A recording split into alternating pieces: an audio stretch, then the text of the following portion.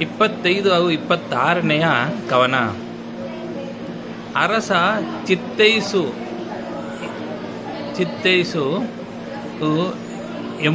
ಎಂಬುಳೆ ದುರುಳೆ ಭೀಷ್ಮನ ಕೊಟ್ಟವಲ್ಲದೆ ಮರಣದೆಡೆಯಲ್ಲಿ ಈ ಬೆಸೆದಲ್ಲದೆ ಪಂಥವಿಲ್ಲೆಂದು ಪರಶುರಾಮನ ಭಜಿಸಿ ಹಸ್ತಿನಾಪುರಕ್ಕೆ ತಂದಳು.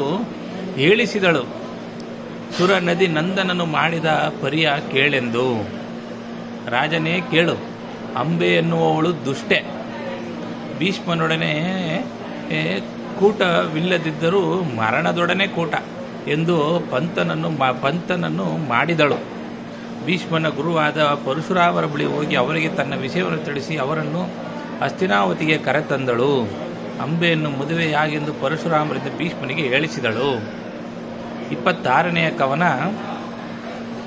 ಸತಿಯನ್ನೊಲ್ಲೆನು ಅಂತ ಭೀಷ್ಮ ಹೇಳದು. ನನಗೆ ಪತ್ನಿ ಬೇಡ, ಸತಿಯನ್ನೊಲ್ಲೆನು. ಪರಶುರಾಮರಿಗೆ ಹೇಳೋದು, ಸತಿಯನ್ನೊಲ್ಲೆನು ಬ್ರಹ್ಮಚರ್ಯ ಸ್ಥಿತಿಗೆ ತಪ್ಪುವನಲ್ಲ, ಬ್ರಹ್ಮಚರ್ಯವನ್ನು ತಪ್ಪಿಸುವನಲ್ಲ ನಾನು. ಸತಿಯನ್ನೊಲ್ಲೆನು ಬ್ರಹ್ಮಚರ್ಯ ಸ್ಥಿತಿಗೆ ತಪ್ಪುವನಲ್ಲ. ನೀವು ಅನುಚಿತವಾಗಿ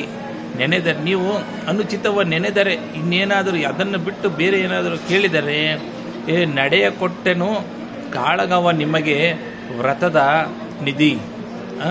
ಯುದ್ಧವೇ ಸರಿಯಂತೂ ಭೀಷ್ಮನು ನುಡಿಯುತ್ತಾನೆ. ಅನುಚಿತವ ನೆನೆದರೆ ನಡೆಯಿ ಕೊಟ್ಟೆನು ಕಾಳಗವ ನಿಮಗೆ ವ್ರತದ ನಿಧಿ.